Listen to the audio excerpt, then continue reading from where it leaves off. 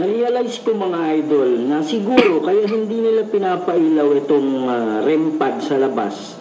Nila pinapailaw yan kasi hindi active dyan. Parang natatakot siguro silang lumapit sa amin. Sense talaga is yung music box kasi nakalapag yan eh. Pakinggan yung mabuti guys. May tawa ng demonyo dito. Sa antena yung nagbabase yung REM pad. Alaman nyo kung sino yung tumatawa dyan. Kaya ko yan alam guys kasi yan yung ginagawa namin. Sure ako tawa ng demonyo to. Okay lang ba? Bot-bot ni Modonski. Oh, Yan.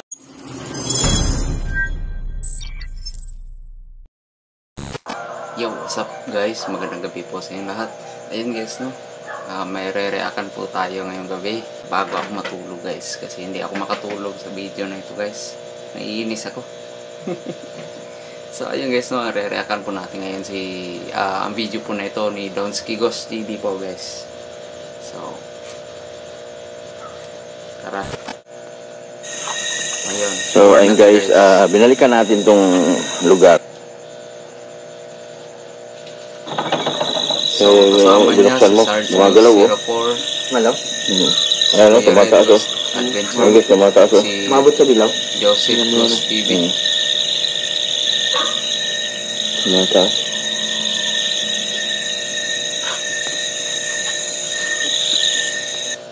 Ayan bro, kung bakit nagbi-blink yung EMF meter mo kasi nilapit mo yan sa cellphone. Sa cellphone yan na kapag dyan sa pangalawang ilaw ng K2.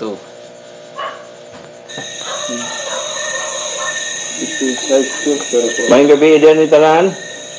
Guys, nagsasagot ang tanan Bisaya version.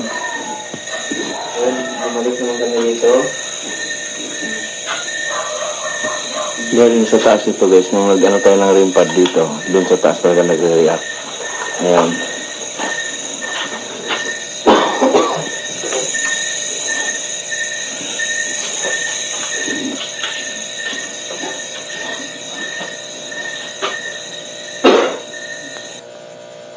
Ayan bro, Donski. Ayan, believe ako sa ginawa nyo dyan, paranormal investigation. Pero wala pa rin talaga akong tiwala sa inyo. Gumagawa pa rin kayo ng mga peke. Tigil nyo na yan.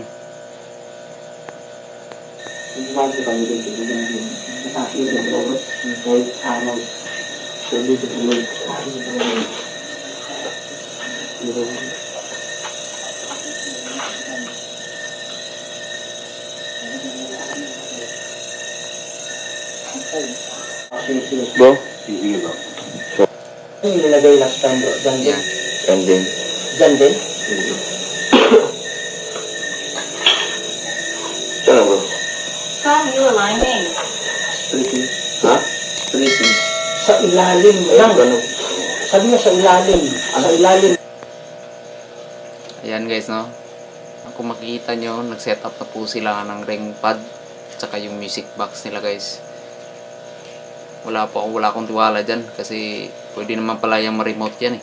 Pwede pala yung ma-detect ng makadetect ng frequency ng walkie-talkie radio. So bibili sana ako niyan soon guys, kaso nag-aalangan ako kasi wala eh. Pwede pala siyang madaya. Wala X yan sa akin. X. Punta sa ilalim bro? Ha? Punta sa ilalim? Hindi ko alam. O sa baba siguro. Punta sa ilalim. Dito rin ang kumuha. Guys, dito tayo sa baba kasi sabi ilalim. Tutukan nyo lang dyan bro. Tutukan nyo lang. Yan, bumaba na si Donski guys ha. So ayun guys, andun sila sa baba. Dito ako sa baba. Andun naman sila sa babaw. Habang naglilibot ako dito sa ilalim guys, bigla namang tumunog yung music box. Pakinggan nyo. Okay, Ayan, bro. lang yan. Bro!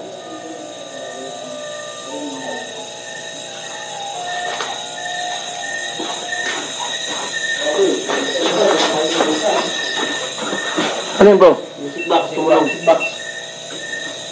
Nandiyan pa pala si Boy Balot. Ha? Ngayon, So, mamaya guys, nakikita mo dito. mamaya guys, malalaman nyo po, malalaman nyo po kung paano natin i-debunk yung tawa ng demonyo na yan. Pakinggan yung mabuti guys, may tawa ng demonyo dito. Ano, Hindi namin to kasamahan guys, wala kaming ganitong boses. 5 lang kami dito guys, pero Bot-bot ni Modonski. Na-explain ka pa na hindi mo yan kasama. Klarong-klaro sa kabilang video ninyo, sa angle video ng kasama mo, na may tumawa dyan. Mamaya, dilibang ko sa inyo guys. sure ako tawa ng Diyan tayo demonyo to. mag-uusap, okay lang ba? Kung oo, pwede mo bang daanan ulit yun? Pwede mo bang ulitin yung ginawa mo? Oo, Yan. suka, pahayag sa kirig. Suka, pahayag sa kirig. Oh, salamat. Ano na yung mag-usap? Ayan. Tignan natin yung video kay ni Kuya Reda. Debunk natin yung video na yan. Ang time nun is 17 minutes po plus 17 plus minutes po.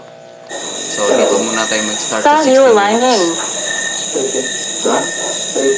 Sa ilalim ng, sabi niya sa ilalim ng, Ilalim ng puting ilaw. May hindi ko behind the alam. scene. O sa baba siguro. Dito, dito lang mo. Ha? O sige. So, ayun guys, dito tayo sila sa baba. Kasi sabi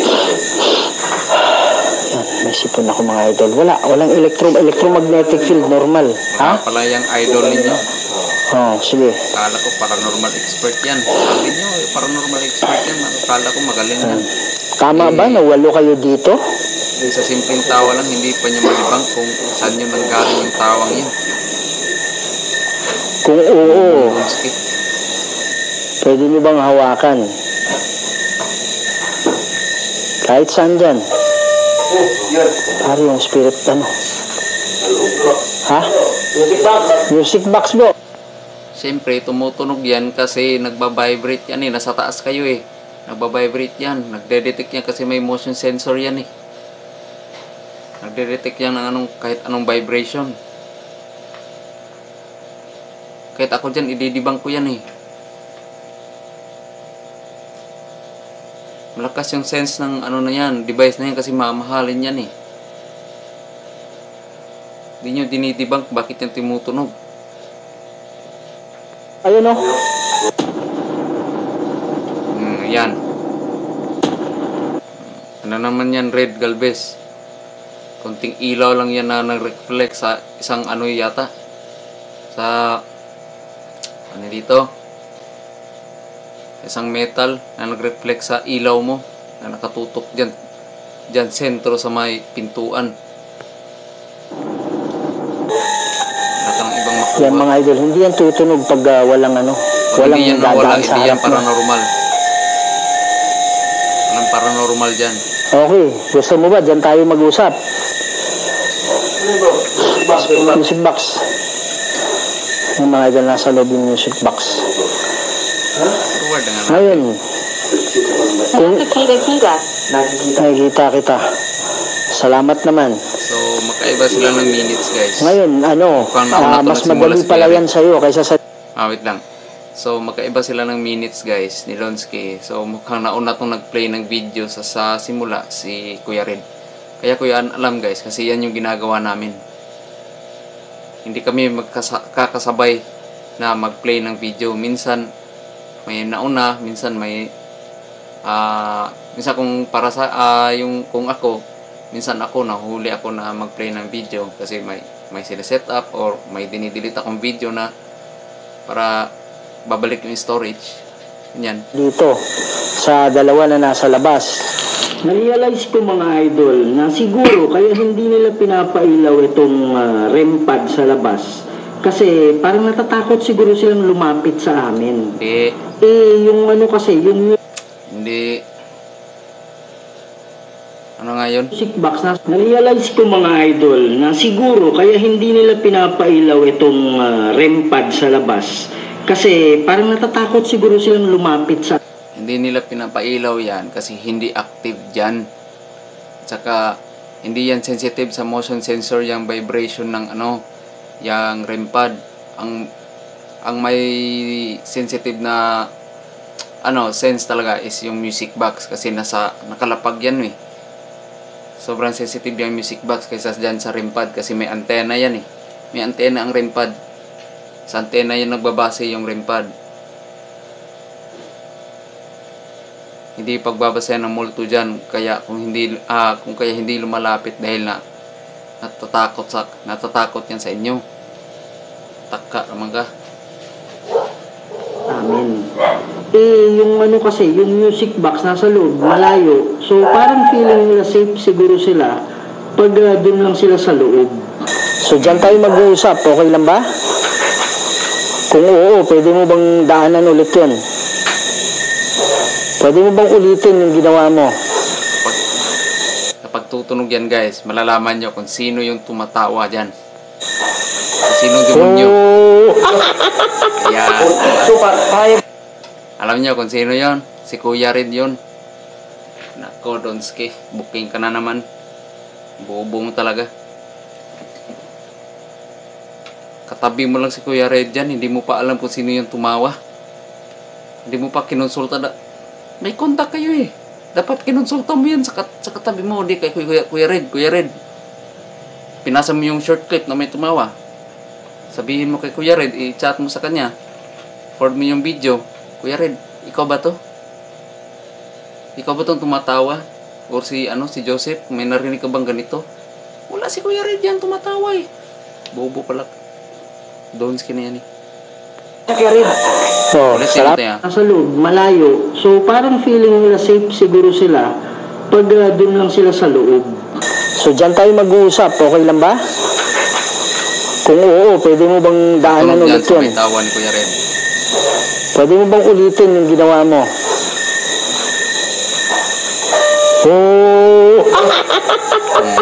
Super, payag siya Kuya Red. Salamat. Payag siya doon. Na-remote nyo lang yan, kaya tumunog yan. Tsaka yung tawa ng demonyo, oy Kuya Red, demonyo ka raw. Sabi ni Donski. Yan yung patunay na demonyo. Yan, patunay sa demonyo na tumatawa si Kuya Red yan. Yung mastermind yan, si Donski. Nako ninyo talaga. So ayun guys, pakabol na itong na video nito kasi ayun, hindi ako makatulog kasi naiinis ako dyan eh. So maraming salamat guys. Update lang po ako sa mga bagong explorations namin. Maraming salamat po sa inyong lahat. Goodbye. Magandang gabi.